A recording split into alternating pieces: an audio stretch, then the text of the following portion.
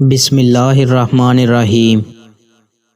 नबी करीम सल्लल्लाहु अलैहि वसल्लम ने फरमाया कि अल्लाह ताला तुम्हारे लिए 3 बातें पसंद नहीं करता: बिला वजह की फ़जूल बेमकसद गुफ्तगू, फ़जूल खर्ची और लोगों से बहुत मांगना।